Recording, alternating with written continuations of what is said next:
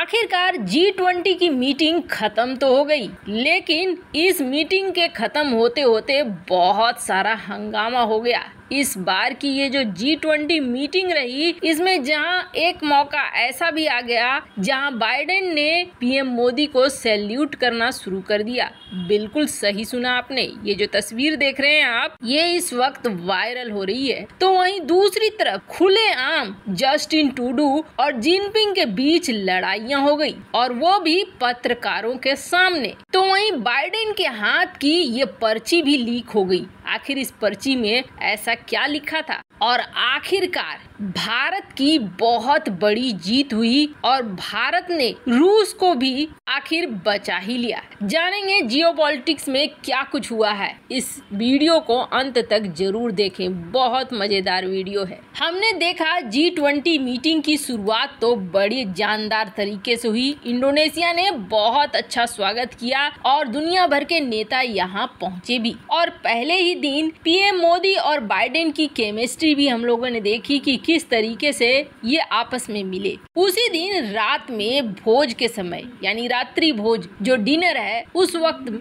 Jinping और PM Modi की भी मुलाकात हुई और ये भी सुर्खियों में आया। पहले दिन जिनपिंग और अमेरिका के राष्ट्रपति बाइडेन की मुलाकात हुई, जिसमें थोड़ा बहुत बवाल मचा। बवाल की शुरुआत वहीं से हो गई है। पहले जानते हैं कि बाइडेन के हाथ में ये कौन सा पर्चा था जो लीक हो गया। दरअसल ये तस्वीर मीडिया पे छाई हुई है और इस तस्वीर में बाइडेन कुछ पढ़ रहे हैं। 4-5 पन्ने हैं जिसको बहुत ध्यान से पढ़ रहे हैं। मीडिया के हाथ जैसे लगी, वैसे मीडिया ने सोचा जरा करीब जाके देखें कि ये पढ़ क्या रहे हैं। जब करीब से इन कागजों के पास की तस्वीरें ली गई तो इसमें नजर ये आ रहा है कि इसमें एक निर्देश दिया गया है राष्ट्रपति को। प्रेसिडेंट को ये बताया गया है कि कैसे कैसे आपको क्या क्या करना है और क्या क्या बोलना है, कब बैठना है, कब उठना है और कब समापन करना है। खैर, बाइडेन की अब उम्र भी हो गई है और ऐसे लिहाज में अगर इन्हें ये चिट पकड़ा दिया गया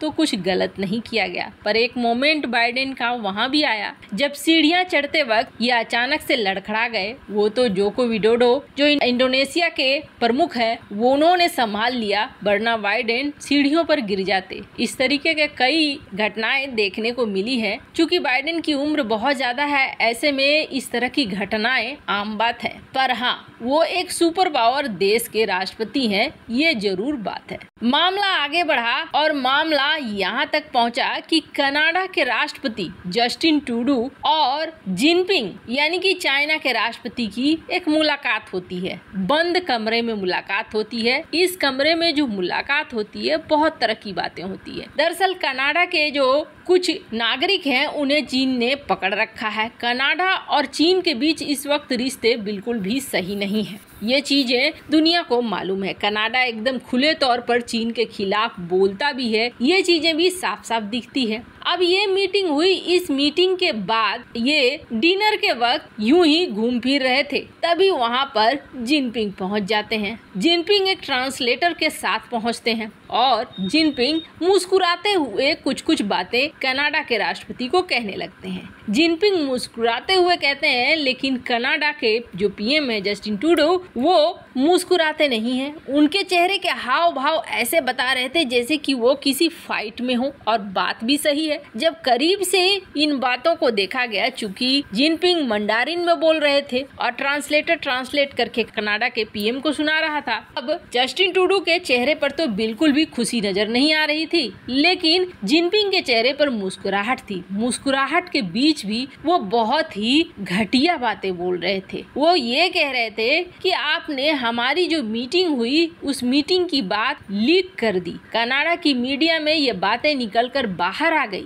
आप हमारे जो बयान थे, उसको जो हमने एक्सचेंज किए थे पेपर्स, उसको भी सार्वजनिक कर दिया। आपने सार्वजनिक क्यों किया? ऐसे नहीं चलता है। वैसे आपको बता दें, चीन में ऐसा नहीं चलता है। चीन में चीजें छिपा कर रखी जाती हैं, चीन में बातें बताई नहीं जाती हैं, सार्वजनिक नहीं की जाती हैं। चाइना ऐसा ही कनाडा से और बाकी दुनिया के देशों से भी चाहता है, लेकिन सब देश के अपने अपने नियम होते हैं और कानून कायदे होते हैं। कनाडा के पीएम ने जवाब देते हुए इस बात को कहा कि हमारे देश में आजादी है, हमारे देश में निष्पक्षता है और हम चीजों को साफ साफ साफ सामने रखते हैं, इसलिए हमने उस बात को रखा। अब जैसे ही ये मसला हुआ वैसे ही जिनपिंग भड़क से गए और जिनपिंग ने कहा ठीक है, तब अब जो मीटिंग होगी ना वो मीटिंग शर्तों पर होगी, कंडीशंस पहले रखे जाएंगे उसके बाद होगी, और आपने जो ये किया है इसका परिणाम अच्छा नहीं होगा। ये एक मोमेंट था जहां लड़ पड़े, वीडियो में आप देख ही रहे हैं, दोनों ही देश के राष्ट्राध्यक्ष। खैर, जहां एक मोमेंट ये आया तो वहीं एक और खतरनाक मोमेंट आया, और वो मोमेंट क्या था कि अचानक से इन सब मीटिंग के बीच में पोलैंड पर 2 मिसाइलें गिरी। अब इन मिसाइलों को किसने मारा, इस चीज को लेकर टेंशन हो गई। राष्ट्रपति बाइडेन ने तुरंत से बैठक बुलाई, जो खास तौर पर नाटो देश के मेंबर हैं, हालांकि इसमें जापान को भी शामिल किया गया। फिर सवाल उठने लगे कि इस इमरजेंसी बैठक में पीएम मोदी को तो नहीं बुलाया। जाहिर सी बात है, ऐसे सवाल करने वाले लोगों को सबसे पहला जवाब कि भारत इस युद्ध में किसी के पक्ष में खड़ा नहीं है, इसलिए ऐसी इमरजेंसी बैठक में भारत का आना बिल्कुल भी सही नहीं है। ये उनका, नाटो का,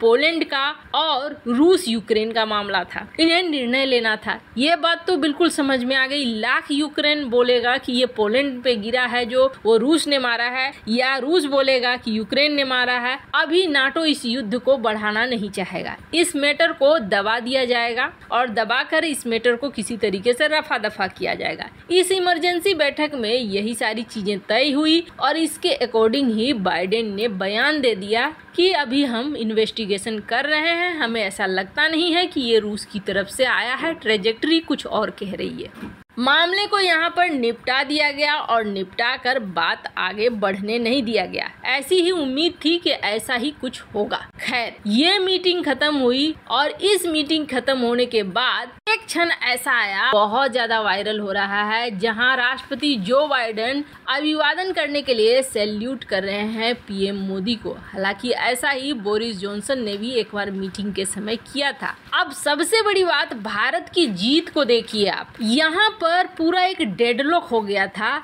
कि क्या बयान जारी किया जाए। पश्चिमी देश चाह रहे थे कि रूस के ऊपर बयान जारी किया जाए कि इन्होंने युद्ध के लिए ऐसे किया वैसे किया, पर भारत, चीन, इंडोनेशिया, कई ऐसे देश थे जो नहीं चाह रहे थे और आखिरकार भारत की जीत हुई। भारत के वर्ड ये युद्ध का समय नहीं है उसे शामिल किया गया, किसी का नाम नहीं लिया गया, न रूस का न ही यूक्रेन का। ये रूस के लिए भी बहुत ज्यादा फायदेमंद रहा। वैसे अगले साल की अध्यक्षता भारत को आखिरकार मिल गई और इसके साथ ही ये समारोह समाप्त हुआ। पूरी तरीके से बिग बॉस का कार्यक्रम बन गया था ये पूरा G20 का इवेंट। वैसे इन सब मामले में आपकी क्या राय है, कमेंट कर जरूर बताएं।